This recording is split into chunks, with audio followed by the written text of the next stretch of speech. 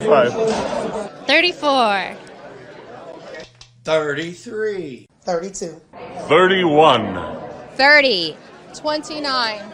28. 27. 26.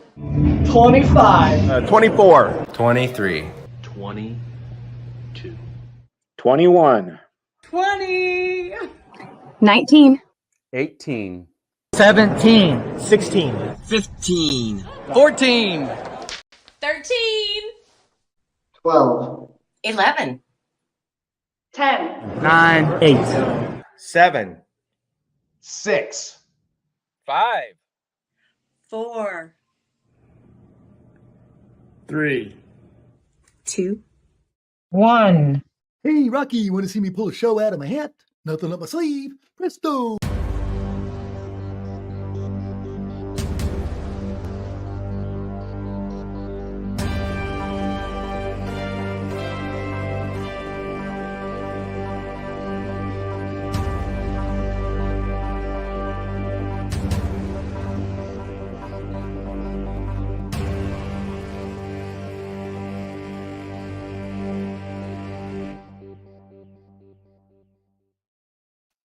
Hi, and welcome to the Mouthwash Talk Show, a minty fresh take on politics. And wow, we got a doozy of a show tonight that's sort of come together at the last minute here. We're going to do a little combo. At first, we were just going to have Micah come on and talk about his run for lieutenant governor. It's sort of an unprecedented situation he's in there that people usually don't run for that. You just sort of go to the convention and you get sort of picked. But we've had a development here that, Micah has resigned from the library board and he's faced some critics. And one of those critics would be Cassie Jackson. And if you've watched some of our shows before, you've maybe have seen some of that controversial things and that. But we've got the whole gang backstage right now, and they're being civil and talking nice to each other. And we got small talk tonight. And so we're going to get to it.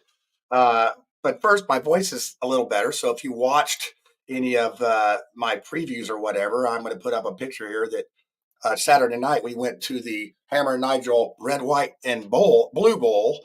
And sort of lost my voice there. It was a lot of fun, but it's coming back. So I'll be a little squeaky tonight. And that's what we have. But hey, we're excited about this show. We are hoping that we're going to do some real face-to-face stuff. As it said at the end of the intro there, face-to-face is much better than social media. Sometimes we get a little nasty on social media, and I think it's a lot better to have some face-to-face dialogue. Our show is about civil conversation. And so that's what we're going to have tonight. So I'm going to go ahead and bring on Cassie, and we're going to get to know her real quick, and then we'll bring on Micah, small talk, and then the panel's going to come out, and we're going to get into it. So here you go. Let's see. Cassie, how you doing? I am good. It's great to see you, and I thank you for coming on the Mouthwash Talk Show. We try to hear all sides of everything, and we're just excited to have you on as a guest. Tell our viewers and a little bit about yourself and what the heck you're doing on the Mouthwash Show. Sure. Thanks so much for having me on. I do really appreciate it. My name is Cassie Jackson. I am an activist. I'm also a nurse practitioner and I do mental health mainly. My activism is mainly against Micah Beckwith, fascist, stuff like that. But I also have 3 kids. I just said 2 kids. Whoops. And that's, what else do you want to know about me at this point? That's pretty much it. I mean, you are definitely a high energy person. I can appreciate that. I got a little ADHD in my system, a little, there too. I like to, get around and get a lot of stuff done. But we just appreciate you coming on. So I'm going to go ahead and we're going to take you off, and I'm going to bring Mike on. So just bear with us here, and we'll get this going here. So, hey, Micah, how's it going tonight? Good, John. Thanks for having me. Appreciate it. We appreciate this. I know you're out busy crisscrossing the state by, getting delegates to vote for you and all that. And, you've recently come off of the library board, and I'm sure that's probably a relief to everything. But go ahead and tell our viewers that may not know who you are a little bit about yourself and what you got going on these days. Yeah, so I'm a pastor, been like Cassie, kind of an activist, a voice for, what I believe is true and standing up for what I think is right, and just kind of working to unite Hoosiers towards truth, and I really believe, as a pastor, ultimately I want freedom for everybody. I want people to to have the best life they could possibly have. And I believe that, God's word, John 8:32 says, you will know the truth and the truth will set you free. And so I think it's our job to first know what's true and then go out and proclaim it and then let the word do the rest. And we want freedom for everyone, and we live in a great country, but we all have a job to steward that country. And, even with Cassie, I know Cassie's a big critic of mine, but, I appreciate, that she's engaged, right? Like I wish more people had the passion and the fervor that she had, because I think our republic would be a heck of a lot better place, because most people just don't even care. And that's the really sad thing. I mean, they could, never vote their whole life, and it seems like they just don't care. And we've got a job to steward what God has given us in this nation. Yeah, I'll tell you what, Cassie brings some interesting excitement to things, because a lot of times you go to meetings and they're very boring. And if you're in a meeting with Cassie, it ain't gonna be boring. Not boring. So No. it is. I was talking to her today to vet to make sure this was going to be a good show, and it was all. I knew where we stood on things, and I said, if you want to have a cussing contest, come out to my construction site and I'll take you on. And she said, "Oh, you can't beat me." I said, "Well, but I get on the job site. I got a mouth on me too. So, but this is a family show, well, sort of. So we're going to keep it. Are you guys still on WHMV in the evenings? Believe it or not, our last show is going to be, I think, at the end of this month. Okay. Really that audience wasn't growing like we wanted it to, but we're actually. You mentioned that. I don't know if you remember the 1976 IU basketball team that went undefeated. Yeah. A guy named Kent Benson on there. He's actually going to be one of our guests, and he is one of the executives in Q, which is a live streaming. So we may be getting on there, and then that's obviously how the wave of the future is, streaming. So if we could get on there. Now, our issue is that we are mostly a local politic thing. I'm sorry, Micah. I know you're famous, and Cassie, you're famous, but here, they don't care about you in Pittsburgh. I'm just saying that, that they don't care about me either. So, it's we're a local group, and that's where our lane is. That's where we want to try to do to bring things like this. If you were following the Hamilton East County Library Board at all, this is a local issue that was hot and heavy, and it seems like that's coming a little bit to an end. So let's go ahead and do this. Micah, let's go ahead and play Mark Small Talk. I gave him an extra 20 seconds tonight because I wanted him to throw something in there about being civil in your discussions. So let's see. I haven't even looked at it. So, he might be cussing on there himself. So I'm just going to roll it. We're all going to see it. Then we'll have the Brady Bunch out here at the end. We'll have the whole screen filled up with everybody. You, Cassie, me, the whole panel, and they're all here. So let's get to it. Hi, I'm Mark Small. This is Small Talk. We talk about the separation of church and state. It's groovy.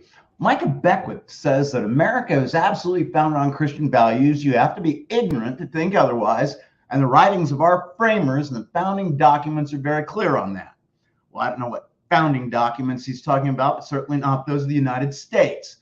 He's wrong. First of all, let's look at the founding documents. I'm going to get the Declaration of Independence here right at the end, because people always jump on that and say God's in there and God isn't. Let's look at the Articles of Confederation. Those were in effect in this country until they had the convention for the Constitution. God, Jesus, don't make an appearance there.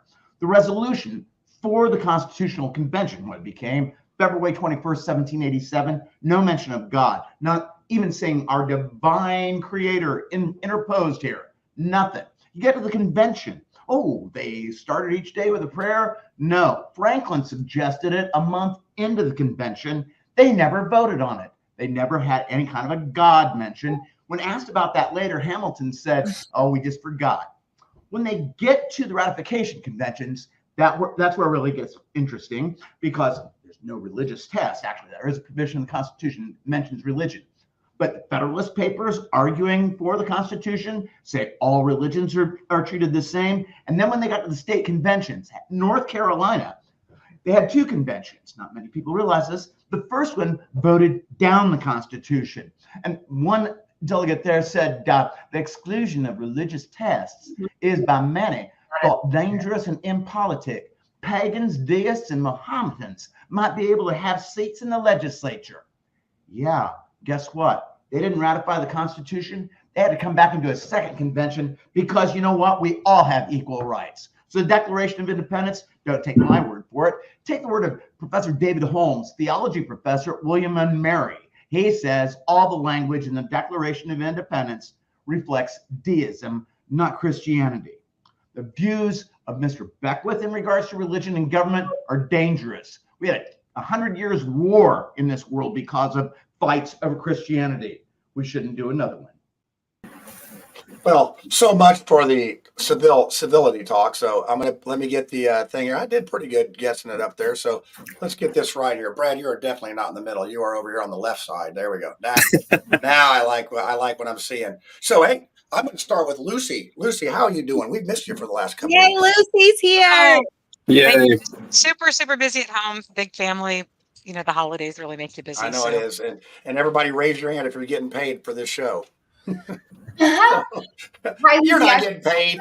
Come on. I'm Cassie. It's nice to meet you. Unicorn and rainbows. Unicorn and rainbows. So Tiffany, how are you doing tonight? You've come in for this fine show tonight. I'm doing fantastic. I was away last week. I was in Atlanta. I spent some time in San Antonio, and the weather canceled my flight out of Dallas coming back to Indy. So they had to send me to Phoenix for a night. So you hated that, I'm sure. I did. So I've been everywhere. Just coming home from my first city council meeting. So and they didn't throw you out?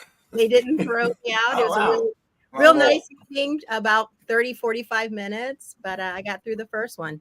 47 to go. Yep. Okay, Brad, our lone Democrat, I know you got some questions, being a librarian guy, and some of these questions we have here. How are you this evening? I'm doing pretty good, John. So, can I start? Can we start? I was going to say you're getting ready to go at it here. So, Brad, go at it. Let's see what you got. Okay. Let's see. Oh, you act like you're all ready and everything. Oh no, I was actually surprised here. No, we're good. Okay, so regarding the board, how did you guys go about getting on the board with your appointing bodies? Because you two both specifically resigned due to campaign reasons, right? Or that you're in a new office. Is that accurate? Brad, did you ask how they got on the library? Well, I'm just wondering if they had discussions with the appointing bodies about,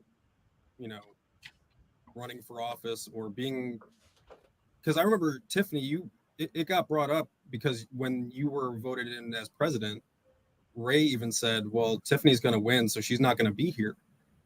And you said, no, I will be here. Even if I do win, I'm going to be here. And so now that you guys lost the majority, I just don't know why it's, the idea is lost. So Brad, can I just start with how you get on board or no? Sorry, Tiffany. Go ahead. Hold on a second. Let's let Tiffany answer that question, and then Cassie, I'll get to you, and you can ask a question on this. So, and I think Micah, if you want to jump in after Tiffany and answer that part, that would be good too. And then we'll go to you, Cassie. Thank you. So, Brad, you asked about how we got onto the board. So initially I applied for the HSC role on the library board when that one became available. When I was on active duty in the Air Force serving my nation, serving our country, I was responsible for libraries. So stateside, I had the libraries. And then when I deployed to Oman after 9/11, I again had libraries. And in the military, when you're on a base, libraries are very important, major connector of information, ideas, center of the community. When I was in Portugal, when I was in the Azores island in the middle of the Atlantic Ocean, the library was everything. This was back in the year 2000, before the internet really kicked off. So I've always been involved in libraries. The role became available on the school board side. I applied for that, but I didn't get it. And then there was some movement with the county council appointments, and I applied again and I got the role. They were looking for strong community people to apply for the board. And I happened to be conservative in nature, so it worked out really well. And I was happy to support Laura Allerding, who'd been on the board before I got there. So my path to the library board. So, and then as far as answering the question about the departure of things, I think you really had to leave because of the two offices, or Is that incorrect? I never really checked into that, but definitely I want it to create an opportunity for somebody else to be involved in the community, being elected to city council and then holding an appointment on the library board. To me, that just seemed a little bit greedy when there are a lot of other people in the community who want to serve. To Kristen, who said 0 qualifications for being on a library board, you should look up the qualifications for being on a board. They're not a lot. I mean, we just want you to trust me. Community, taxpayers, you really just have to be a resident. Hold on a second, Kathy. So, and when you put together a board, what you're doing is you're looking for people with different types of professional experience. Sometimes you'll have lawyers on boards, you'll have people from the business community. Boards are brought together to be just a diverse group of leaders shaping and growing an organization. Yeah, okay. All right, Kathy, hold on. I'm going to let Micah have his say. I'm saying thumbs up because I can see on the chat now. And also, I'm not polished like these guys. Like, I've never done this, so I'm going to apologize to all of you if it's a little weird. So that's all. Hey, yeah, Cassie, you're on your best behavior. I've seen some of your videos, so you're leaps and bounds ahead of some of the things. So, Micah, go ahead, and if you'd like to answer that question of how you got on the board and then how you exited the board, basically. Is what So, well, the reason I left was because we're getting into the ramping up the lieutenant governor campaign. And so that's, stepping away. I'd been talking to the council for a while about just, the next steps. And I really think when Tiffany and I were on the board, we were the council appointments, and I think they specifically, I applied for it as well because I've been a youth pastor. I've cared about just how we're training up our students and children in our county for a long time. I've been a youth pastor for 20 years, and so that was a big part of my heart. But when I applied for it, jumping on with Tiffany and the council really was very adamant. They wanted us to make sure that we had a safe environment for our children in the library, and so they were very clear with us. Say, hey, we want you to go on there, and we're not asking you to remove books. And I never fought for banning books. I know Tiffany never did, but we were very clear to say, hey, there's got to be boundaries, right? There's got to be standards in the sections of the library. When the mom and dad drop their kid off in the kids section, they assume that safety. I mean, there is a moral obligation for government entities to provide a safe environment for children. And so that's what we were doing. And I think we did a great job. I think we exposed a lot of the stuff that was in there that shouldn't be in there. And I think we brought the conversation to the pinnacle. And so it really brought it into the sunlight. And I really believe the best disinfectant. Well, it was, there was definitely some sunlight there on that. And Kathy, I'm going to let you get a question, and then we're going to go to Lucy, because I feel like this is almost a Tiffany and Micah segment here. And who wants to go first? You go ahead, Cassie. Go ahead. You got your chance, so you can say your question. So thank you, Micah, first of all, for agreeing to be on with me, and Tiffany, congratulations on your win. So here's the thing.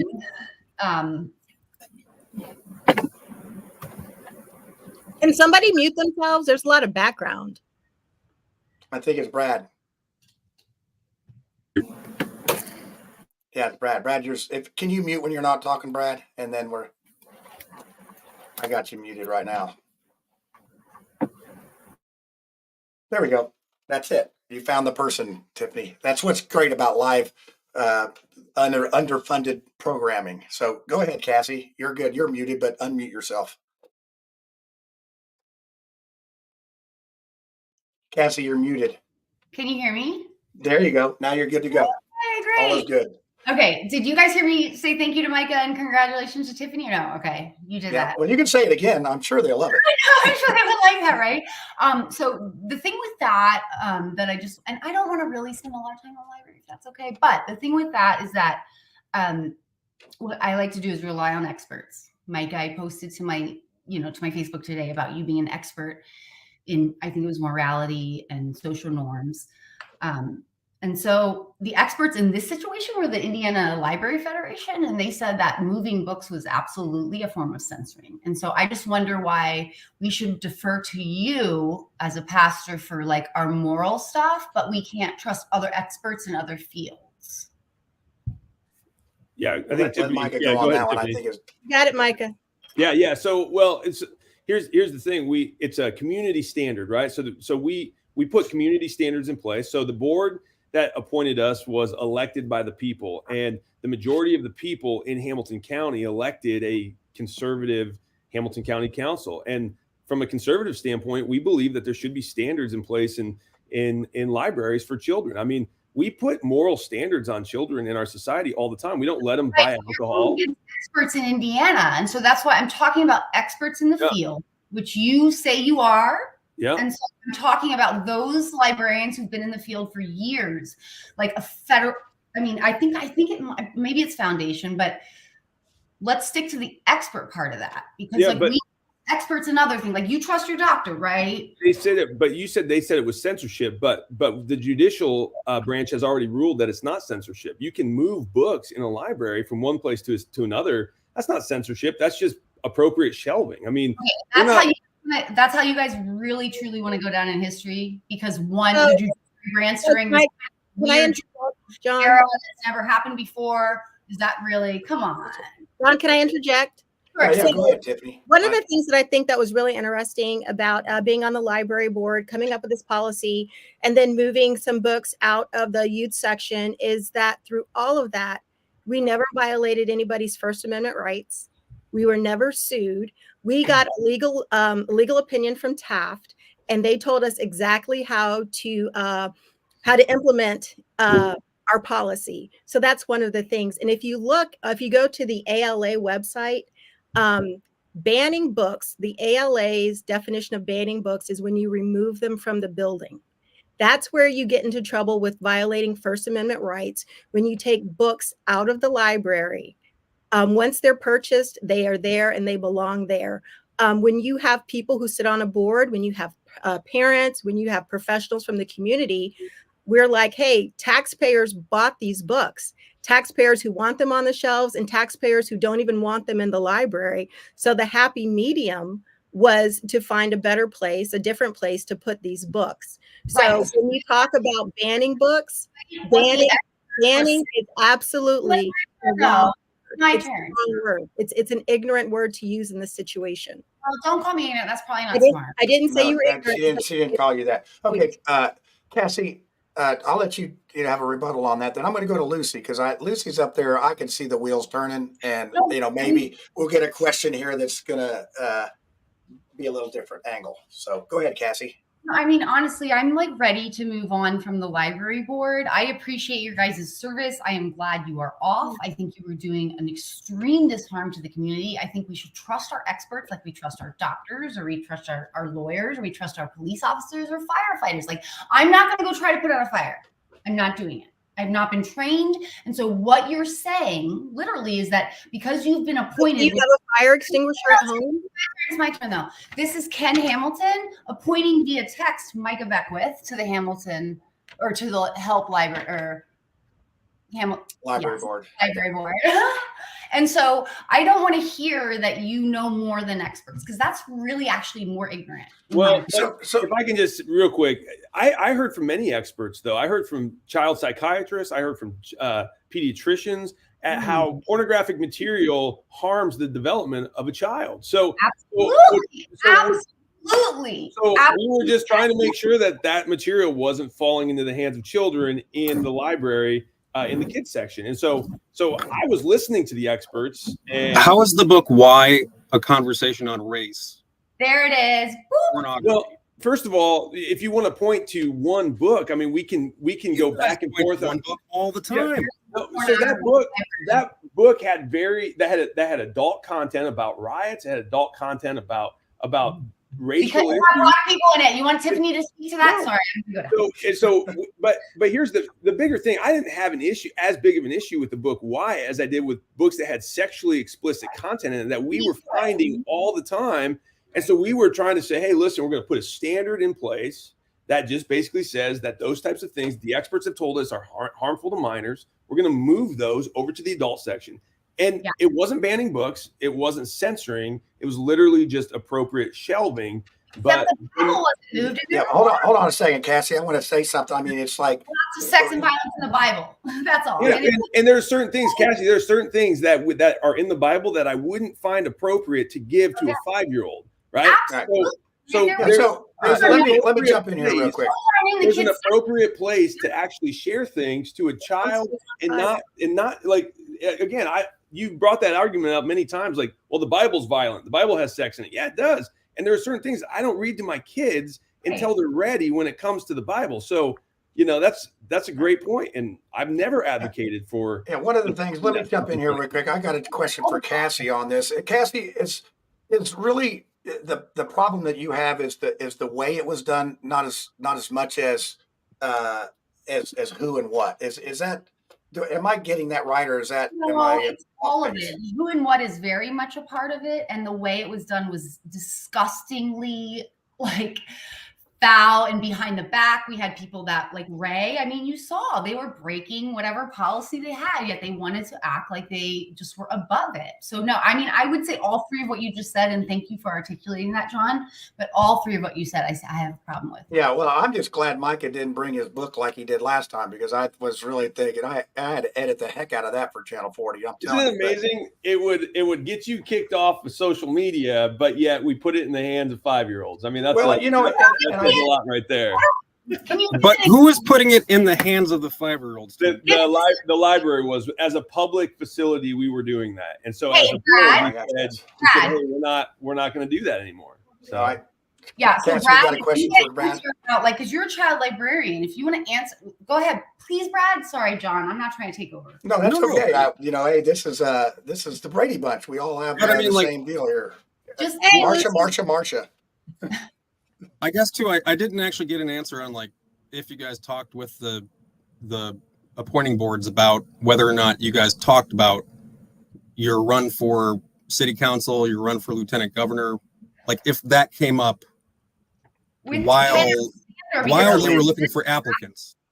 No, that would be something that they would ask you. Like any job interview is going to ask, do you have anything coming up that would preclude you from doing this later on?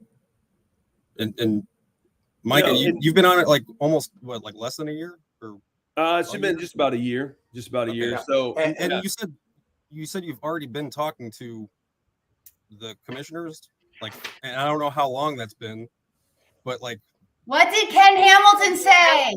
That's your point. Brad, are you saying that? Now, who is Ken Hamilton? I have no idea. Brad, are you trying to say that he probably should not have been on the board because he had other political aspirations? Is that what you're getting at? No, I'm saying that there might have been other candidates available.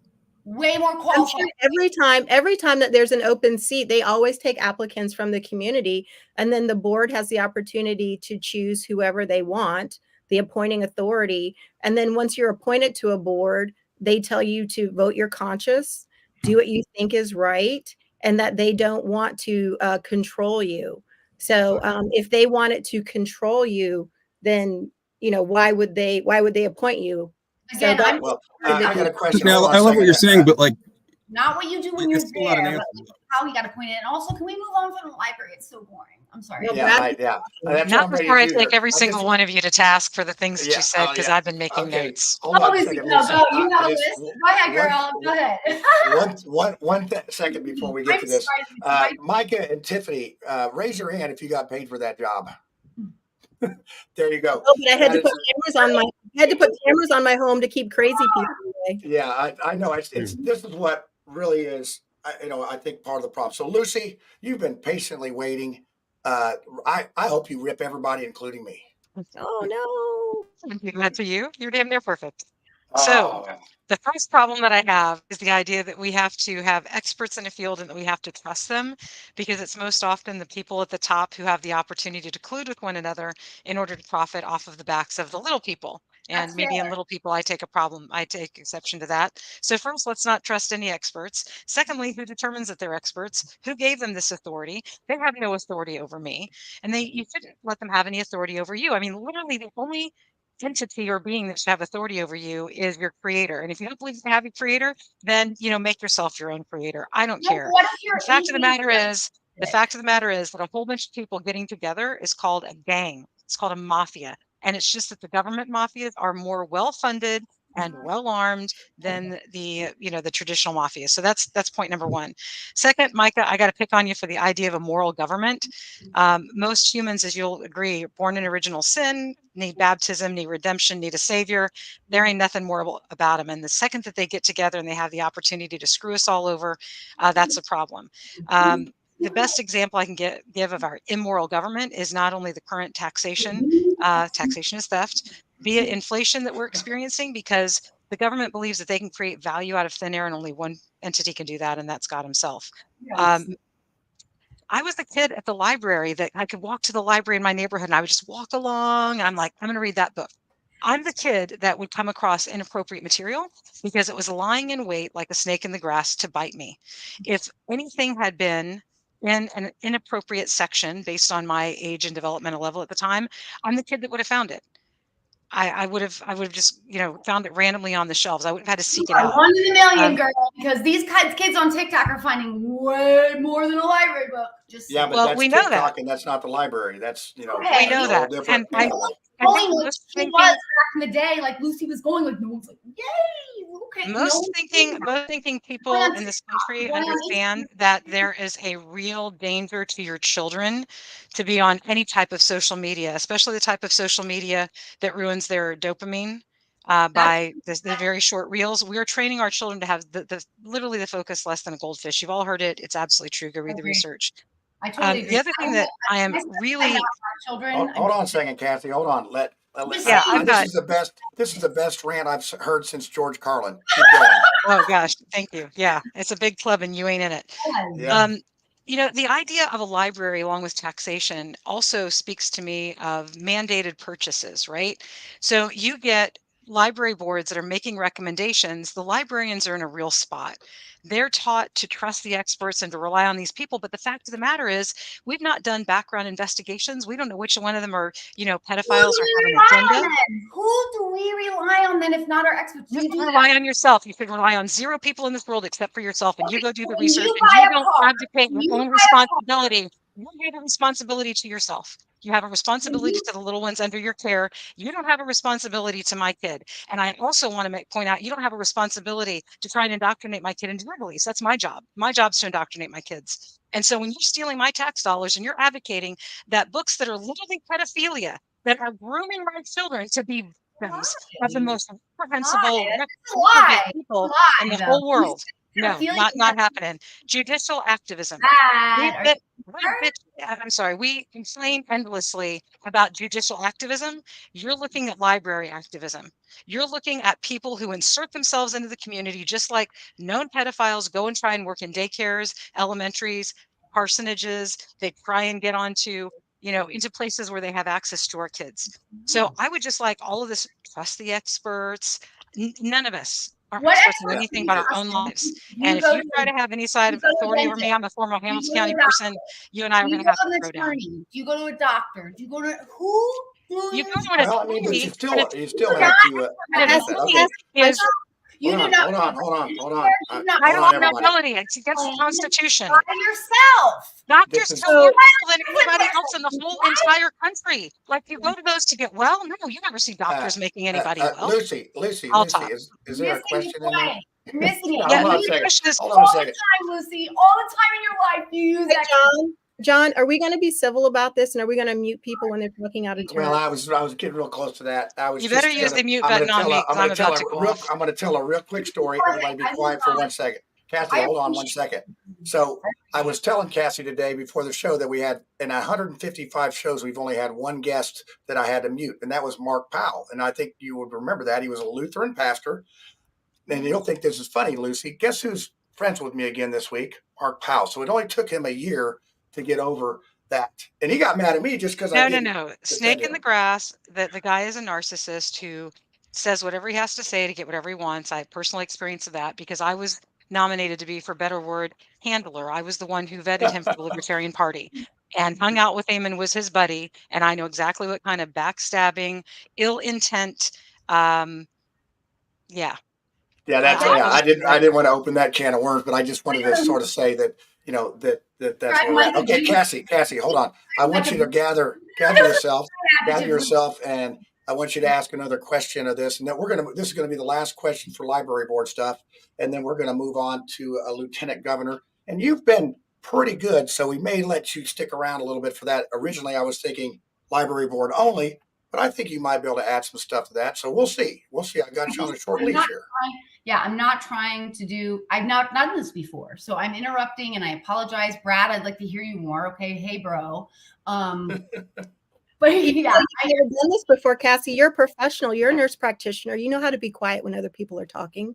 Well, I sure do. That's when I'm doing my job, Tiffany. Okay. I've never been on like my activism rival. Okay. So you're wrong all the way around. You're right. You're right. You do not know how to be quiet. So here's a question, Cassie. When you talk about trusting professionals, you're a nurse practitioner. Nurse practitioners work under doctors.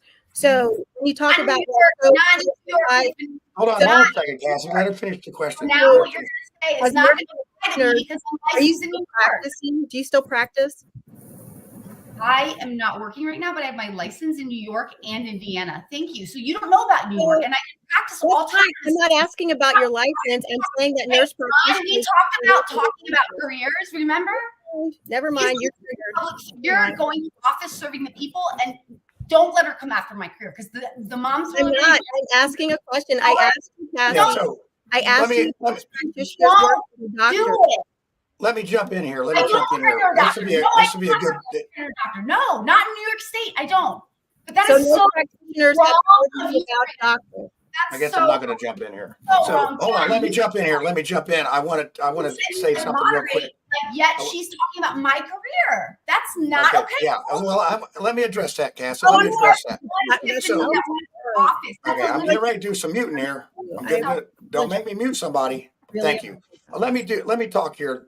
One of the things is Cassie mentioned to me that someone called her work. Micah, I'm sure you've probably had people call your work. Tiffany, maybe you've had people call your work about they went to the I know. Everybody's had that happen. We do not do that. We're all a part of. Okay, not you, Lucy. I don't know, but Tiffany and Micah, I have screenshots of them being a part of Moms for Liberty, and Jennifer Hendricks Graff, who was in charge of the Break Brown and Short campaign for Carmel Clay school boards, filed a complaint against my license with the Attorney General of Indiana, Rokita, who I've already sued and won. But that is not okay, John. And we talked about. Yeah, it's not okay. That's what I want to back up. It's not okay. It's not okay to go after Micah's job, anybody's job. And I'm going to reiterate that for our live chat here because. We're trying to have some civil conversation here. I named this show "Let the Healing Begin." I think we're getting there. It's a little messy. But we are. I'm trying to go after you, girl. I'm so glad that you are on as another female. Yeah. So hey, we're all glad to be on here. So let's see. Let's go ahead and let's shift gears here. Let's go to. I know Brad's probably got some more questions. We're going to have those for another day. Let's talk about this lieutenant governor thing. So I'm going to start this out with Cassie. And I'm going to assume, why do you think Micah shouldn't be the lieutenant governor of Indiana? So let me just start that off for you. Let me just give it a little push. Yeah. 3 reasons. One is he claims to be very conservative fiscally and was ready to spend $100,000 at the library on moving books, like taking them and having someone walk them, have to read them, and walk them across. The other is the COVID vaccine, which Micah got, and then advised hundreds of people with his little signature not to get. We have screenshots. Yeah. And then the insurrection. So I would also like to know, since you're for Trump, is it an insurrection or not? Because God's used the words and called you by name when you said God spoke to you, and he said it was the insurrection. You used the words. And so now that Trump is doubling back and saying, no, that's not what it was. I just wondering, is God wrong? Is Trump wrong? Are you just making up that you hear from God, Micah? Okay, so a couple things. First of all, I never got the COVID vaccine. Would never get the COVID vaccine. I'm healthy. I'm very much. I defended the right. Okay, Kathy, let him answer. I defended the right of people who didn't want to get the vaccine, that were getting threatened to lose their job. I wrote over 4,500 religious exemptions for people around the state because it wasn't right to force down people. Now, as far as insurrection goes, Cassie, are you against insurrections? She is an insurrectionist about the board. I know. You're dodging it. I want to know why Trump says it's not and why God told you it was. Wait. Are you against insurrections? About me. Look at him. He can't do it. He can't Are do you it. against? Listen, He's been trained to ask questions. You're so indoctrinated, bro. Oh my God. no, I'm just curious. You gotta get there somehow. Here's what I say when people start to say, "Oh my gosh, January 6th was so I'm terrible, not we call it an insurrection." Here's what I say. I say, first of all, you celebrate an insurrection every year on July 4th. I mean, this country was founded on standing up against government, and an insurrection is what gave us our liberty. So whenever people say, "Oh my gosh, insurrections are terrible," I say, well, then I hope you don't celebrate July 4th. And first of all, and second of all, January 6th wasn't even close to being an insurrection. If it was an insurrection, they'd still be there right now. You don't have insurrections with flags, and you have insurrections with weapons. And the only people who had weapons were the undercover FBI agents in the crowd. So I'm just sorry. Like, that's so again, all that to say, I'm very much I celebrate July 4th every year, and I'm proud that the government. You sound like a politician. Imagine that. You're so polished. You don't even make sense. You don't even make sense, Michael. I feel like I make a lot of sense. Well, Kathy, you're gonna have to let him finish his sentences. I mean, everybody, and I know this is new, and I know that we know we're giving you some grace and mercy because you're high strung. Just tell me if it's too much. Like Tiffany did, like that was helpful when you were like, no, okay. I thought I muted you a couple times. The mute button exists for a reason. If you got to mute each person one at a time, that would be the best thing. I'll help you out. I'll help you out, Cassie. Okay. So what was the third question? We have the vaccine. It was the fiscal conservative issue. Okay, so I'm muting you. It wasn't going to take $200,000 to move those books. That's what the library director was saying it was going to take, and she was bending the numbers to make it look like we were going to have to spend that much. It wasn't going to take that much. It was going to be a fiscally conservative move, but we had a library director that did not want these books, these pornographic materials out of the children's section. And so she did everything she could to steamroll that process, to slow walk it, and she made it look really bad so the press would jump on it and say, "Oh my gosh, these people are spending a ton of money." No, we weren't going to spend that much money.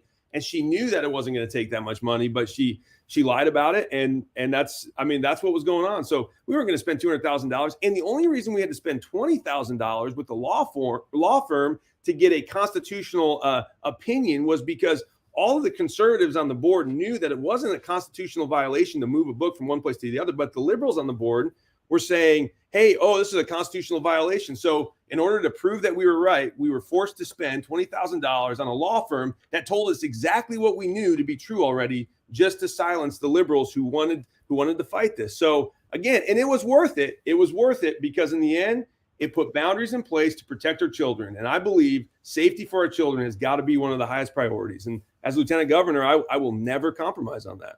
Bro. All right. So Tiffany, that was so polished, Micah. You're doing good.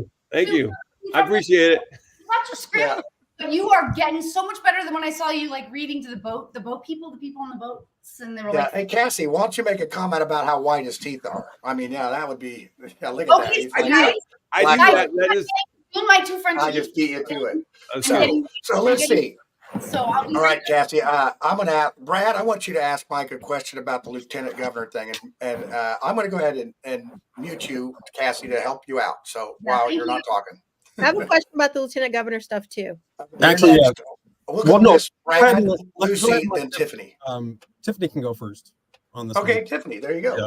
Sure. So, Micah, with the way that you're running for lieutenant governor, it's a little bit outside of the way it's normally done, because usually, I guess, like the governor kind of figures out who they want for lieutenant governor, and I guess the delegates just kind of confirm it. So do you think, with all the folks who are running for governor, there's 6. Doden, Curtis, Eric Doden, Curtis Hill, the lieutenant governor, Suzanne Crouch, Mike Brown, Jamie Rittenhauer, and then Brad Chambers. Chambers.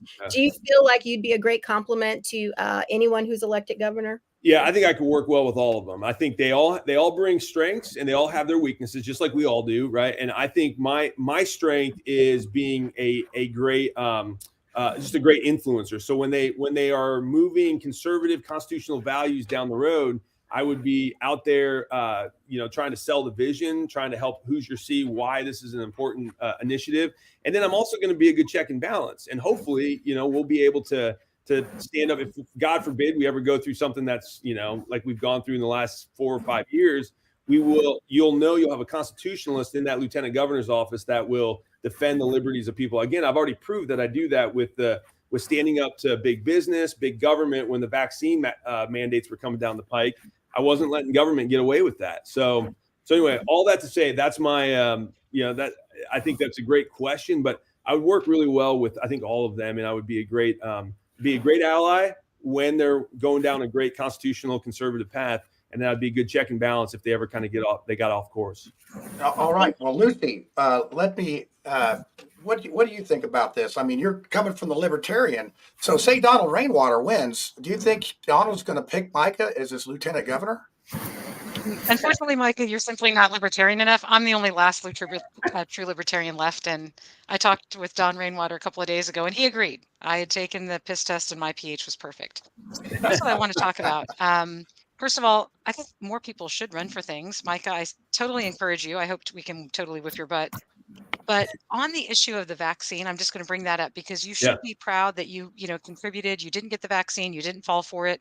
Just a couple of days ago, German scientists confirmed that 100% of the sperm samples they had tested in males that had gotten the vaccine, the spike protein was expressing in their sperm, and they literally had zero sperm that worked. So I told my sons, hey man, you got a job opportunity. Boy, you're gonna make a lot of money, just as a joke. But let's talk about why did you have to write 4,500 permission slips for adults who are trusting the authorities? They're literally bowing down and saying a couple of things. One, for a job, I'm willing to do anything for these little green rectangles. I mean, like, stand up and grow up here. Are you a man? Are you not? Are you a woman? Are you not? Can you make these decisions for yourself? And secondarily, the law in Indiana is very clear that you cannot be forced to receive a vaccine. Now, Holcomb did his end around thing, and I'm hoping that you would make a pledge. I would absolutely. I would have fought that tooth and nail. And here, that's a great point, Lucy. Every time someone came to me and asked me to write a religious exemption, I would always educate them and say, listen, I don't need to do this for you. You can stand on your own religious freedom without me. What I was doing was essentially giving them, I think, the words to say, right? I was saying, hey, I agree with this person's right to stand up for themselves. And as a pastor, I'm just there with them. And so that's that's what I was doing. And I would explain that to him. It was almost kind of like Dumbo's feather. In a way, like Dumbo didn't need the feather to fly. He just thought he did, but it helped him fly a little bit. And so I was kind of doing the same thing.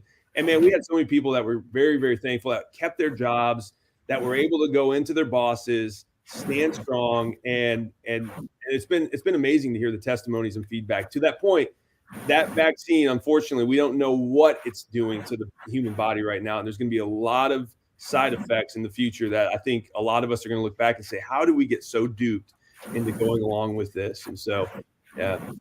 Well, and Mike, I appreciate you signing a waiver for my daughter that worked in the supply chain at the hospital. She was did not want to do that, and her job was in jeopardy, and she was able to leg it out. So I'm going to take 1 second, John, before you go on. I'm going to jump back to the insurrection thing because our government, as Micah has alluded to and pointed out, our government is based on insurrection. Our whole society really is based on insurrection, not our government, because American people are very independent. We are the John Wayne, we're the cowboys, the individualists of the world. But there's something that I think we should really think about that. And that is taking a moment just to thank God, literally, for him putting very, very brave people that started our road to freedom. And the one that I'd like to highlight is Crispus Attucks, because we have Crispus Attucks High School. My husband graduated from Crispus Attucks, and a lot of people do not understand that the very first person to stand up for freedom was a young Black man. He was the very first person that was killed for our freedom. And I don't want to ignore that. That's what insurrection is. Insurrection is being willing to stand up with your life. Yeah, and I would say that, that's what there was with the library board when I was able to go up there and witness, what was going on. There was, by the time I got up there, that horse had left the barn. We were past having civil conversations. And that's how, if it wasn't for that, we wouldn't have Brad on our show, because he was up there and I heard him talk, and he sounded like a calm voice and knew how to present himself. And I thought, well, hey, I'll give this guy a shot on the show. And he's been a lone Democrat. I appreciate Brad. I really do. I think he's always well thought out. And well, I did want to bring up Wait, just you might the want to thing hold about, that comment for a second. just one about thing about Edra Waterman. I think Hamilton East lost a really good director when she left, and I think Anderson got a really good one. I don't think that anybody really knew, especially board members, exactly knew the costs of everything, especially with Edra having to kind of refute Ray every once in a while when he was trying to say that, employees could read books at home for $5 a book. I don't think he was aware of what any financials would have been then, if that was the case. So, When can I just say something to that, Brad? Mm-hmm. So one of the things that we did have the opportunity to do is we reviewed the financials at every step. So that was one of the things very early on is we would get like the number of people hired to review books, what they were able to accomplish, and what percent of the job was completed. So like, they started off and they were at 5% for a while, and then they went to 7%. And so every step of the way, we understood how many people were hired, what they were being paid, and what the cost was. And so that was one of the things, because the original amount that was thrown out there was $300,000. And then we're looking at the reports every month, and we were at maybe 40%, and had spent like maybe $40,000. And it was kind of like, hey, like even if you extrapolate this out, even when this job is 100% done, there's no way that we would have spent $300,000. It might have capped right at about 94, maybe $100,000. And that was one of the things that we were aware of as we were doing this. And then the other part of the financials at the library is that we were able to see, like cash on hand, operating expenses, how much money the library has in the bank for a rainy day fund. We actually I think we invested $10 million. We took it out of the bank and put it into money market accounts because the library was sitting on that much cash. Oh yeah. So and I'm sure you guys have done good things with the board. One second. At the end of the day, we spent maybe 0.1% of the money that the library has on reviewing the collection. And the reason it was important to review the collection is because every taxpayer, the average household in Hamilton East in the catchment area, the average household spends $100 a year on the library. So in as much as the library is able to order as much as they want, there also has to be that check and balance that says, hey, let's look at what the library has purchased with our taxpayer dollar. And what my hope was during my time as president, though it was brief, was that we would set up some community standards, because I would always say that we're at the intersection of library science and community standards.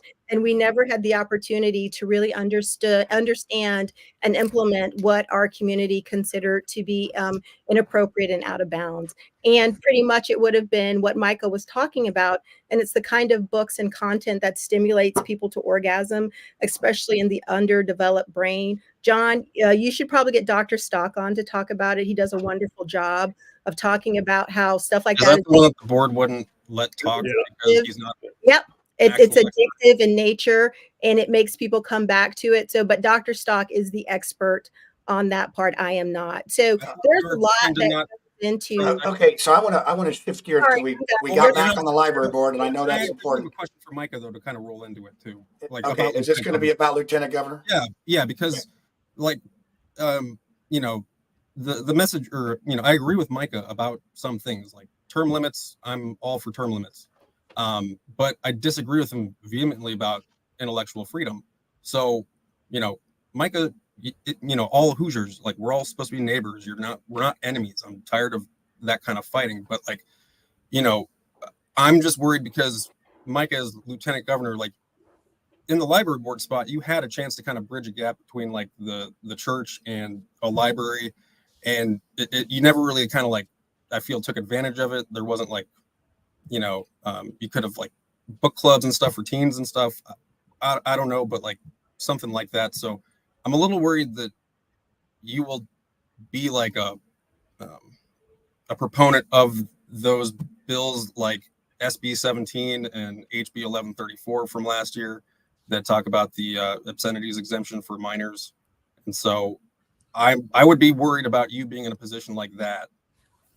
So I guess, and that, listen, Brad, I hear what you're saying, but I think what my question back to you would be, do we not have a duty as Hoosiers to protect our children, right? Like we don't let children go out and buy guns. We don't let them buy alcohol. We don't let them do certain things because they're not ready to do those things. So the obscenities exemption was literally to make sure that we don't put that stuff into the hands of children before they're ready for it, before the developing minds can handle that. And so, I mean, when I'm all for intellectual freedom and intellectual property, but it's got to be done from an adult perspective. Like children don't have constitutional rights. They're under their parents. Their parents have constitutional rights. The parents steward them. That's why if I want to teach my son how to shoot a gun, I can, but he's using my freedom to do that, to learn. And it's on me. If something goes wrong, I am the one responsible. And so then he becomes 18 and then he gets the full God-given rights laid out to him in the Constitution. And so that's what we're doing. We're not saying like that stuff, we want to ban that stuff from culture. We're saying there's a time and a place for people to see this, to read this.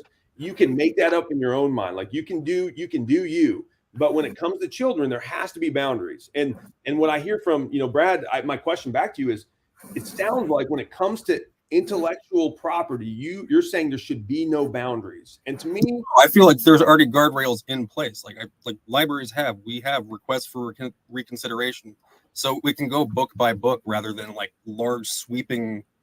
But my question to that would be, what happens like if Lucy, as a child, Lucy was walking through the library, the children's section, and a book got in and she picked it up before it could come up for reconsideration, and now she has seen it. You can't unsee that. What I'm saying is let's make a safety net so that book doesn't get there in the first place, so that an innocent child like Lucy wouldn't stumble across that book.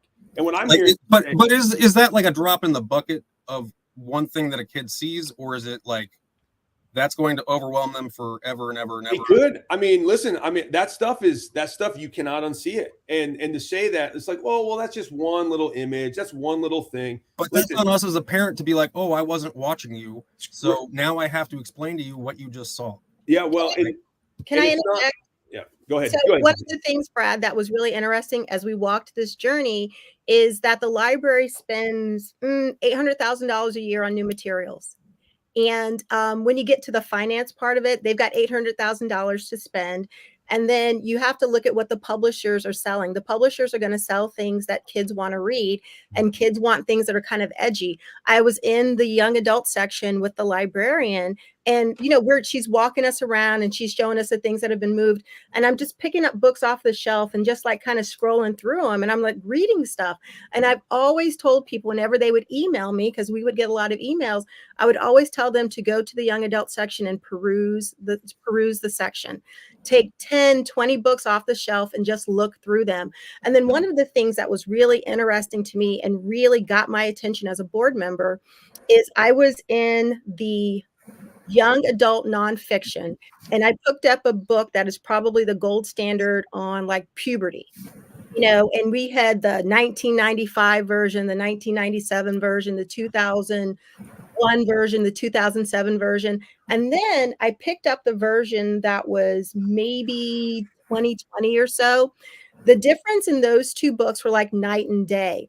The earlier versions of the book focused on biology, puberty, reproduction. The newer copies, they focused on like intimacy and relationships and combinations of people that did not produce offspring.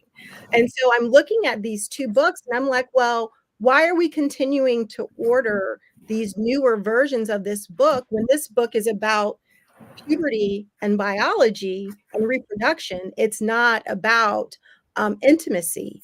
So but times changed. Wait a minute. But that was one of the written differently than books in the 60s. Let me finish. That was one of the nuances in some of the books that you would see. It's the same exact book, but different versions. So it went from being about reproduction to being about something different. And I also, just a final thing, when I was with the the young adult librarian. I was like, how did we get here? You know, how is a collection like this? And she said that 90% of the books had been written in the last 7 years. So this is not the collection that any of us grew up with. No, I'd like to take a moment, Brad. I All right, apologize. yeah. I don't mean to overtalk you. I do want to move but on, but go ahead. I want to point out in the chat that I'm really disappointed in the behavior of some of the viewers. There's no reason to attack Cassie personally. We may not agree with her ideas, but to bully her and to agitate her it's just wrong. Yeah, And if you were doing that to me, I'd expect to meet you outside and you'd have to answer for it. And I wouldn't mess with Lucy. She got 10 kids, and you know that's that. And And that that's is true. That's a great point, Lucy. And I appreciate you saying that, because really, I mean, what everybody needs to remember is that, I mean, like, try to ask the Lord to help you see the person the way he sees them, right? Like, and he's got love for everyone. I mean, and so you pray for those who you think are the worst people in the world, and pray for those that are vilifying you, and pray for those that are persecuting you. And I think that's really, if you can do that, it's really hard to hate somebody when you're praying for them. And so, I mean, just, you know, I would encourage, Lucy, what you just said is spot on. So, I'm gonna unmute Cassie. Well, I think I think that made her feel good. So, and the people in the chat, if you don't know, Cassie's brave for coming on here, and she just muted herself, and she expresses herself a lot differently than we do. She's got a lot of energy, and it's to find out. You know what? He will make a boring meeting somewhat exciting and interesting. So, Cassie, I'm going to do this. I'm going to do this, Cassie. I'm going to go ahead and I'm going to take the panel got people off. It's going to be me and you. We're going to talk for a second, and then we're going to come back on. So all the other people stay behind, okay? Because I'm going to bring you back on. All right, Cassie, are you there? Can you hear me? Yeah, I can hear you. I just want to say thanks for coming on tonight. I'm so sorry. I'm interrupting people and I'm talking over people. Like you're passionate. You're passionate, and I just want to say that I appreciate you coming on, because you said it's your first time, and you express yourself. I've seen it, and be you. And I know that sometimes it's tough to listen to things you don't like, and sometimes to express yourself is interesting. So, like I said, I appreciate you coming on. I want to continuing to have some dialogue off the show, past, and see, if there's some things that we can work on together, or help with your situation as far as, being able to stay on a talk show and do that. But we appreciate you coming on and being brave about this. So, yes, you can. We'll let you have the last word. No, I don't need to have the last word. I just want to provide information, since that was a lot of misinformation.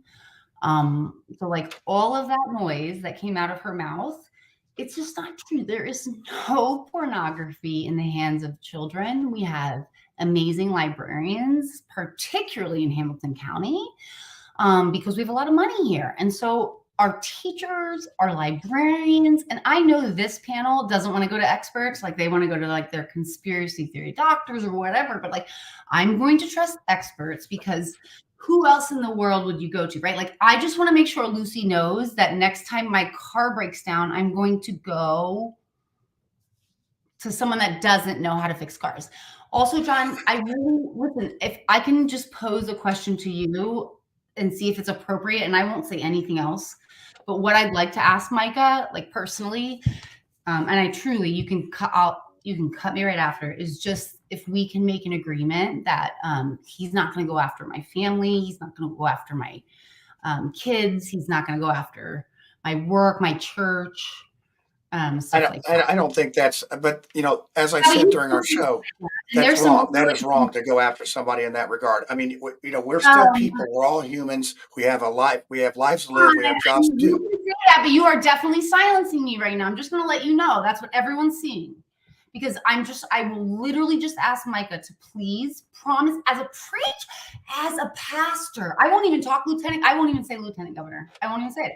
As a pastor, will you promise me that you personally are not going to have or be a part of having people come after me, my children, their schools, my church, him personally, just as a pastor? That's okay. I'll tell you what, I'm going to bring Micah back on, and we're going to ask him that question, and we're going to see how this goes here. Let's do it this way.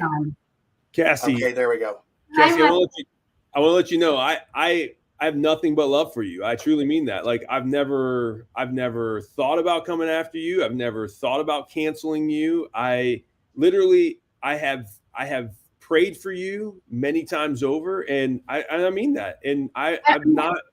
And the only time really that you come into my sphere, really, Cassie, is when you mention my name and someone tends to screenshot it and send it to me, and that's just a reminder to pray for you again. That is the only thing I will do is just pray for you, because I really truly I do love you, and I'm not just saying that. I pray that you have freedom, and I want it, whatever's, I know you said in the past that you've struggled with things, and I pray that the Lord like frees you of whatever you're struggling with. And same thing with me. Like, I'm not perfect, and I need the Lord just like everybody else. So that's truly my heart, Cassie. So you can take that to the bank, I promise. And that's what I'll do. I'll just pray. Does that work? Well, thank you, Micah. I appreciate that, because I know that you mean that, because you are very serious about your faith. And so when anyone says they'll pray for me, like I don't necessarily think that's going to help, but I know that people that really believe, like to them, it's very meaningful. And so I appreciate that. Yeah. I'll pray for you too, Cassie. I mean, I'm not like really official. I do. I appreciate that. I don't need prayers. I have like individuals that I go to see that are, I don't know why I'm coming back to professionals, but my psychiatrist, my psychologist. So this like little gaslighting about kind of like, I'm just going to pray for you. Like I also go to church. And so I have pastors that actually, like, I don't believe you, Micah. Yeah, I know you do, but like I have pastors that actually, with my stability and also mental illness and neurodivergence, like actually love. And I've seen that, and like it's just not in you. And I'm concerned, Micah. Actually, John, I don't want to break our promise. Yeah, well, that's fine. And like I said, I appreciate you coming on. So we're going to go back to the panel. And Cassie, wait, you didn't let me ask my question. Remember? Oh. Okay, well, I'm going to go ahead and take Mike. Oh, do you want Micah to stick on here, or do you want me to? Yeah, because of Mike. Remember the kids and did he hear all that? Okay, go ahead. I'll let you ask her.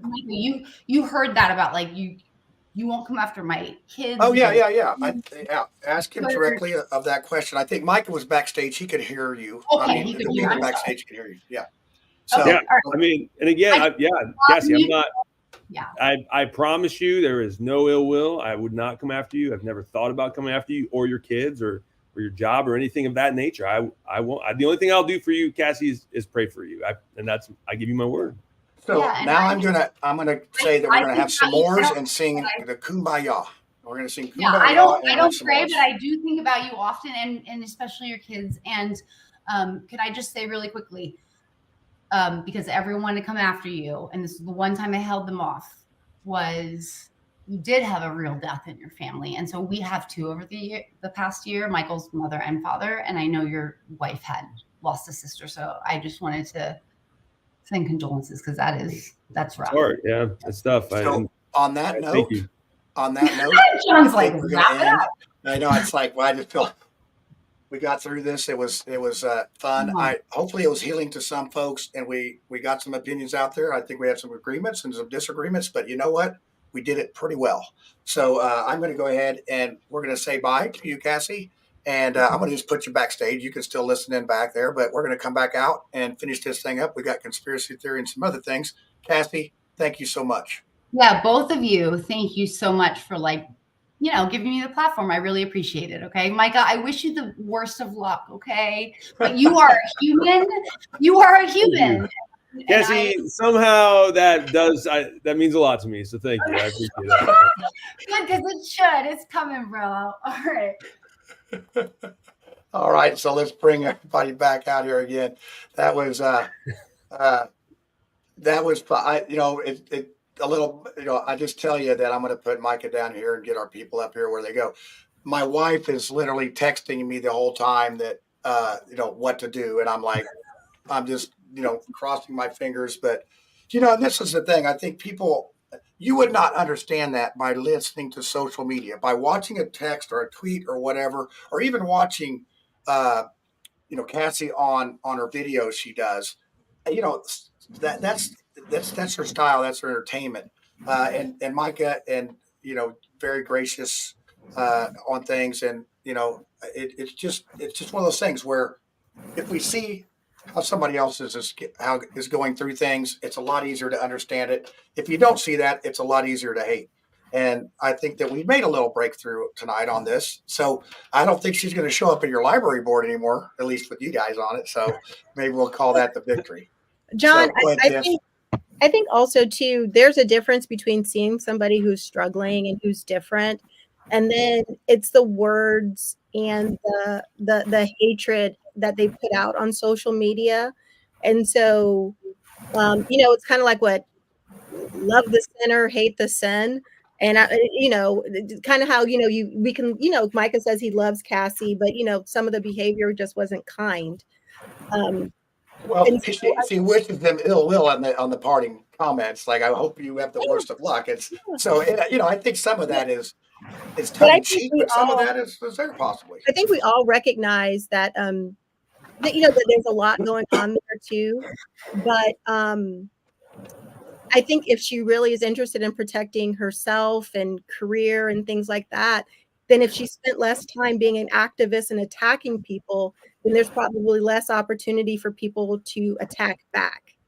Yeah, So, well, and it's a two-way street, and it's like, what's the Indians say? It's whichever wolf you feed is the one that's going to be prevalent. So, let's get back to it here. And Cassie is backstage, so don't be talking about her. I'll bring her back out here, and she can give you some. Are we like doing the last word before conspiracy theory now? Is that where we're No, it's not conspiracy theory. We're still going to be doing some stuff here. I still got the survey that I did, and you're going to find this funny. Brad, I think you're really going to find it funny. So, oh God, I put a survey out there. Let's see here.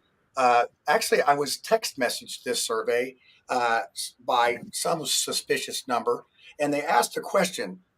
In the race for lieutenant governor, which candidate would be your choice? They have Mayor Chris Jensen, Micah Beckwith, Senator Ryan Mishler, Mayor Judy Sheets, I think she's Lebanon, Representative Michelle Davis, and then I added Greg Pence. Now, there was 22 votes on this, and Micah, you will be glad to know that you got 95% of the votes. You got 21 out of the 22. Greg Pence got 1. Now, don't get all big-headed there, because I put you on the Twitter, and the Twitter had 27 voters, and the question was, who would you choose as lieutenant governor in the state of Indiana? And the answers were Micah Beckwith or anybody else, or not sure. So Micah, 59% want anybody else. 30% wanted you, and then there's you got that 11% that you can squeeze out there to get to 40. So you might want to work on some Twitter ads. Facebook, you're covered. Twitter's never liked me. I mean, that place is just, full of leftist activists, and they just, I just go on there just to find entertainment sometimes. I tell you, Twitter there's an art to it, but I do notice the difference between when Elon Musk took over. That thing was a liberal echo chamber, and nothing wrong with that. But I think when some other conservatives started getting on there, I think they were in shock about, hey, somebody's fighting back here. What's up with this? I'm used to being able to reign free. He said the word insurrection. Oh no. Yeah. Well, I tell you, this is. I think 2024 is the year of the conspiracy theory truth bailout. I think that there's going to be a lot of things that we're going to see that's like we don't want to see. So let's get back to the question at hand. Let's do one more round of questions, and we're going a little long, and I figured we would tonight. We did not have the record of live viewers, but we had a pretty good group. And man, that Lucy, you did point out that the chat got a little crazy, but that's a perfect example of how we were acting and how social media acts. Face to face, in my opinion, is the best way to do things. Unless you just really are unless you're in the octagon, then it's that. But so let's do one round of questions. I'll let you guys have the choice of what's up there. Brad, Lucy, or Tiffany, who wants to go? If you got some questions about Lieutenant Governor, go ahead, Lucy. Well, what I'd really like to know is your stance on, and I'm just going to throw this out there because Suzanne Crouch is doing her Axe the Tax, and she's trying to do a personal brand thing with the color red and all that kind of stuff. What would you do with taxes, Micah? Look to cut taxes anywhere we can, and I think that's especially the property tax. I really believe if you have to pay the government to stay on your property, it's not really your property. So that's the first thing. And again, that's a constitutional issue because the founders would have been rolling in their grave if they realized where we are today with property taxes. And so, anytime there's a tax cut, I'm all for it. I'm going to fight for that. The gas tax, get rid of the gas tax. Things like that are killing Hoosiers. And here's the classic response from every big government person out there is like, well, what are we going to do? How are we going to pay for these essential services? Listen, government can tighten its belt just fine. We will be fine. Even with Suzanne Crouch's Axe the Tax, people have been criticizing her. And I give her credit for coming out, at least saying something to say we're going to move that direction. And people have been saying, well, we couldn't afford the things that we have. If you actually axe income tax, like she's claiming, it would take us back to spending levels that were in the year 2017. That's what we'd be spending. That's what we'd have to spend as a government to stay afloat. And I don't know about you, but in 2017, I felt like, I had good roads. I had a pretty good life. I mean, it wasn't that long ago. So to me, I'm thinking, man, we've grown that much in a government from 2017 to 2024. That's not good. And again, this is Republicans. Republicans have been in office. So it's not Democrats. You can't blame Democrats for this. And so Republicans constantly run on being limited government, low spending, but they're not doing that in Indiana. And again, I got thrown out of the Hamilton County Republican Party for a short time because I was very critical of the the Republican Party in general. And I will do that as lieutenant governor and say, listen, we're going to hold true to Republican principles, not the Republican Party, not the Republican leadership, to Republican principles. And so again, anytime we can cut taxes, I will absolutely fight to do that. And we will find ways to do it by cutting spending and making government operate on a very fiscally tight budget. So I gotta respond to that in two ways. Yeah. You said that, if you keep paying property taxes on your property, this property that you bought, you never really own it. Mm-hmm. I am my property. I am a slave, just like every single one of us is a slave. They've just taken away the fences. So when you say Lucy should be able to keep her property, Tiffany should be able to keep her property, I am my property, and what I produce with my labor, with my property, is mine. So to even say, politician-wise, I got to pick on you here, and I'm a politician as well, but a very different kind. We're going to say all these things that are popular. Oh, people are sick and tired of this, but two things. Only God can create something of value. He created the gold in the ground and the silver and the ore and, even the oil that is renewable. It's not fossil fuel. It's not dinosaur bones. It is only evil that thinks that they can create something from nothing. It is literally evil to print money out of thin air. And much of the evil I'm just going to say it, #end of the Fed. End of the Fed, and don't forget to throw in their taxation step. I said that earlier. I got it. Yeah, I know, but I just want to make sure. I was going to say that. So get rid of all taxes. Get rid of all taxes that are not directly related to the master contract, which is the Constitution. And as I said when I was campaigning for United States Senate, we should make Indiana a zero income tax state, a zero income corporate tax state. Obviously, I'm for zero taxes at all, because the evil that is happening today is funded with our tax dollars. We are killing brown people all over the world. We are trafficking humans all over the world, and we're all paying for it because we're not standing up and realizing that we have the status as individual beings created by a hopefully benevolent creator, as far as I can tell. And we're allowing ourselves to be used. Why? Because we're scared. Yeah, well, I would say that it's a great system until we add people. I mean, that's about the bottom line on how that works. Have we gone through? Tiffany, did you get a question in? Brad, are you? I got one, but yeah, go ahead, Brad. Let's do you there, and then Tiffany, I'll let you have the last. What's that? Nothing. Okay, go ahead, Brad. Okay. One of the big issues last year was the expansion of the school vouchers, and so I think they were talking about moving it from 300% income eligibility to 400%. So it would make the people who make 150,000 to 230,000, they would be able to receive vouchers. So that would be the expansion. Yeah. I mean, it's not very we're giving breaks to the rich, I guess, on this one. It feels like about the school vouchers. So do you have any plans to expand that? I would like to see it expanded as far as we can expand it, because I think everybody should have a right to have school vouchers. And here's why: because competition breeds success. All right, let the market weed out the problems. I love education. I love public school education to the extent that it actually does what it was designed to do, and that is to educate and not indoctrinate. The problem is we have all of these breakdowns in the public school system, and it's being propped up because there's no competition. And the government's not going to be able to fix education. I'm just going to tell you that right now. The government is not capable of fixing all the problems in education. But what is the free market. If you let people, especially in inner cities, vouchers really work well for the inner cities because. But we're talking about people who make 150,000 to 200,000. I mean, great. So like, great. Those people can already afford to send, right? Well, most of those people send theirs to Catholic schools that cost $10,000 to $20,000 a year. But that's your choice too. Like no. But you should have the choice to send your child where you want to send your child.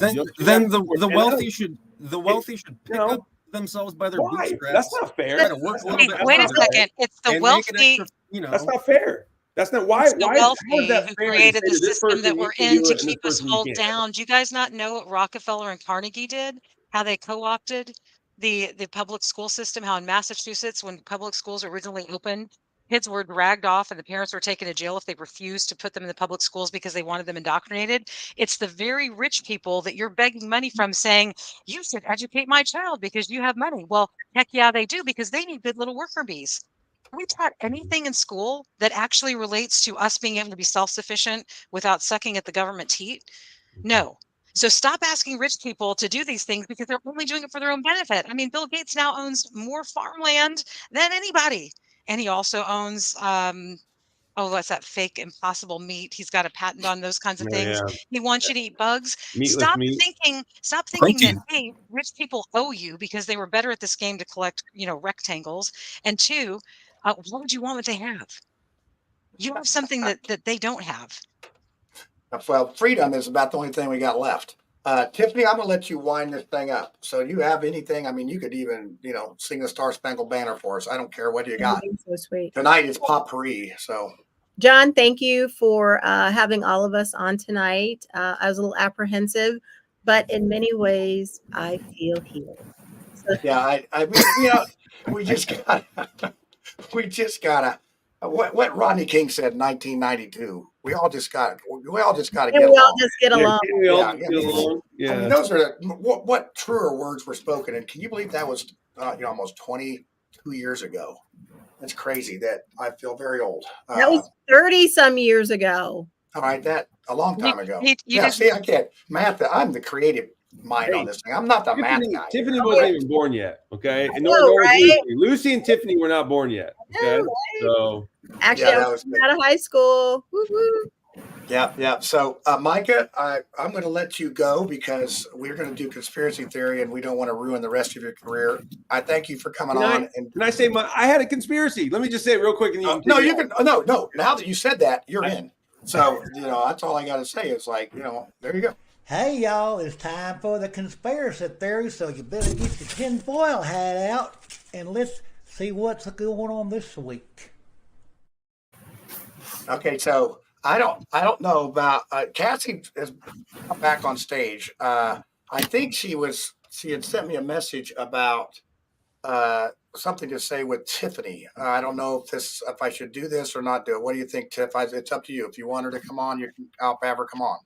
Oh, what? We're going to have Cassie for conspiracy theories? Yeah, bring her. Well, I think she's got a question, or there may be some questions coming out of here. So it's up to you. So no, we're going to do conspiracy theory. Then we're going to wrap this up. She's like, now I can see her backstage. She's like, please let me ask my question. And I'm like, okay, well, it was up to you, Tiffany. So we're going to pass on that. So anyway, Brad, what do you got there? A big spoon? You're going to hit me with yeah, this was a gift from my one of my best friends.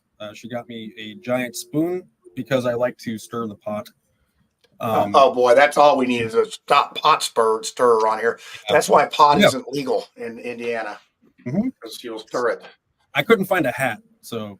Well, that spoon's impressive. I mean, is that real silver, or is it just so. I mean, she told me it was, but who knows? Yeah, I wouldn't trust that. That's like about $80 worth of silver or more, maybe. I don't know, a lot. So, But anyway, so do you have a conspiracy theory, Mister? I got a brand new spoon. Yes, I do. So I don't know if you guys saw yesterday, Donald Trump won in Iowa. No, I didn't see it. So my conspiracy theory tonight, though, is because when I woke up this morning, I was watching CBS News. They said Trump won. So because that's the narrative that the mainstream media is now pushing, I know it has to be false. But what I did hear, though, is that actually he did go to the Field of Dreams, complex in Iowa while he was out there. He tried to summon former baseball players. None would come except for Ty Cobb because they both had the same personality. And then, nobody else came. Trump just left, and that's how the movie would be basically if Donald Trump was in it, I think. So, but no, that's all I got. So. All right, that's good. You can actually get bourbon made out of the corn from the Field of Dreams. But you Seriously? That's true. That's not a conspiracy. That's true. Okay, so Wait, seriously, it's called Field of Dreams. It's called Field of Dreams bourbon. So I had some. It's not special or anything. It just tastes like bourbon to me. But what do I know? I have no taste whatsoever. Okay, Lucy, you've had a couple weeks off. You better have a good one. Oh my gosh.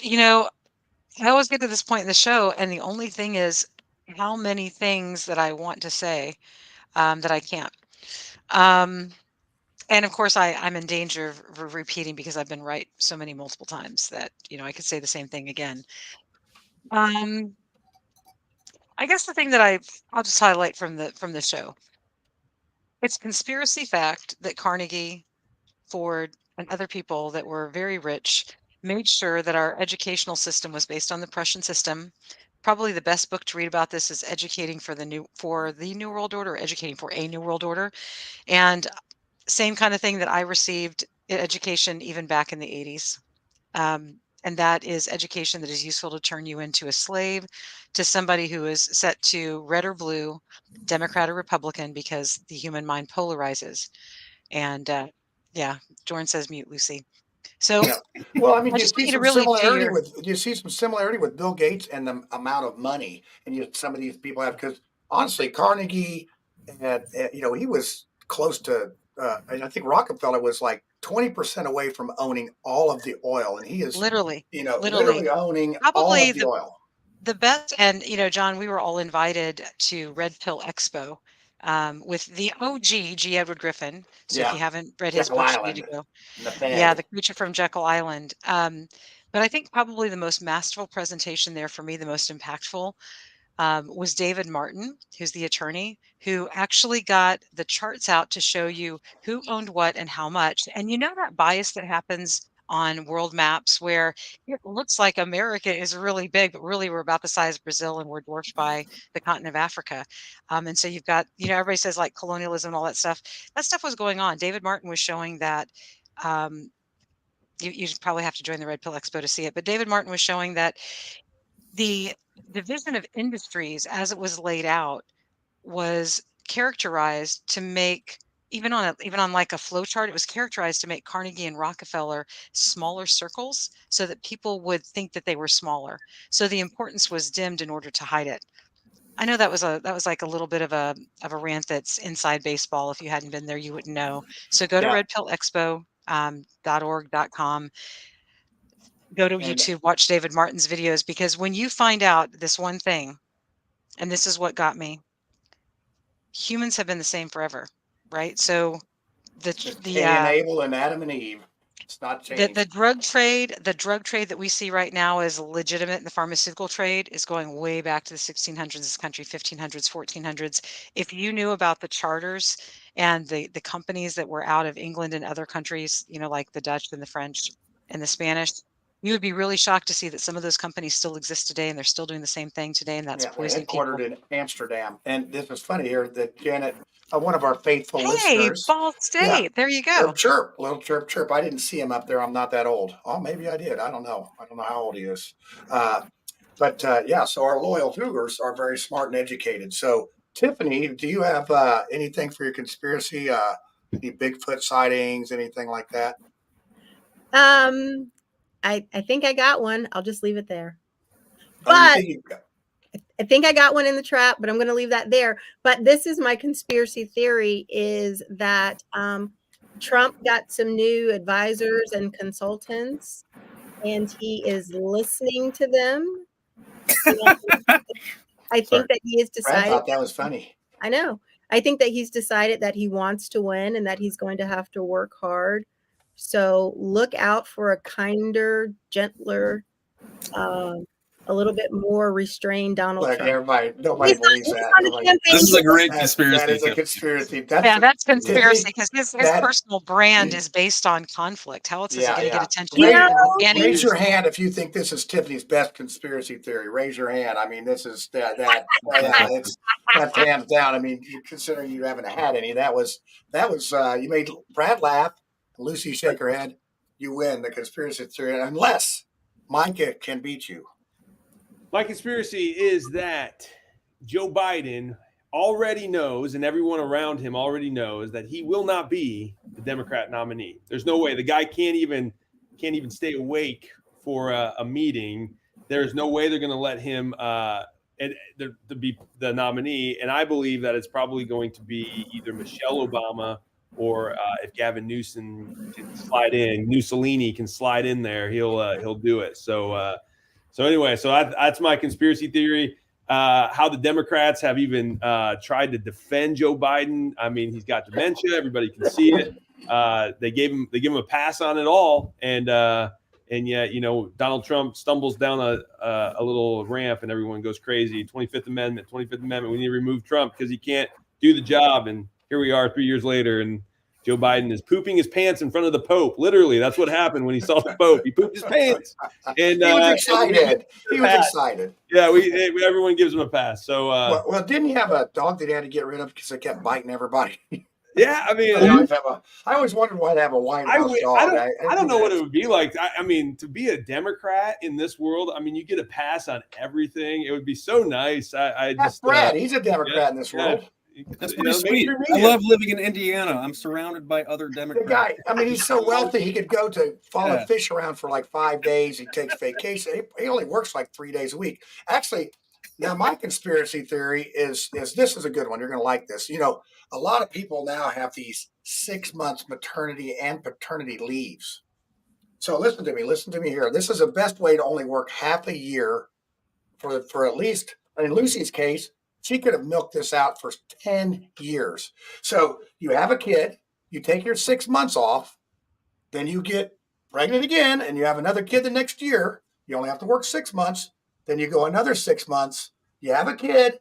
You see where I'm going with this? You'd only have to work half a year for like as long as you had kids. So Lucy, aren't you glad? Are you sad you didn't do that? If you're really smart in IT and you create good systems, you should never actually work. Like, you should be able to work 4 hours a week on a 40-hour work week if you do all the right things. So I'm just saying, I'm like so good at having babies that it didn't even matter. I didn't have to milk they the can system. keep the money, or you can keep the time Exactly. off. I don't need it. I'm all good. But yeah, so that's a tough conspiracy. Now wait, I forgot to put the banner up because somebody will probably try that in about 14 years. They'll call me and say, "Hey, that was a great theory you had. I actually did it. I have 8 kids and I only worked half a year. I love that you put it on after we said all of it, though. Yeah, I know. That's how you trap Micah. He's never going to be lieutenant governor. So they're going to be putting that on there about insurrections and all that stuff and all that. So, hey. Insurrection. In a country that was founded by an insurrection. Yeah, well, Tea Party, At least with Micah, people know exactly what they're getting. And I think that's one of the things that's important in politics. When you're voting for people, I think it's good to know who you're voting for and what you're going to get up front. All right, so we're going to wind it up here. I feel like we survived this. I feel like, man, this is good. Stick around after the show here, after we end it here, and we'll close this thing out. And hey, thanks for all the viewers. We had a pretty good showing tonight. Hopefully we did it justice and we did our best. So that being said, let me make sure I got the right banner up here because you never know about that. Oh, look, it's Tiffany, Brad, Lucy. I got it up here. So, hey, the Unite Bigfoot, wherever you are. See you, Brad. See you, Lucy. Thanks, Micah. We'll have you back on when you win Lieutenant Governor. How's that? Unless you go by the Twitter poll, then you got troubles. All right. See you, everybody. See ya.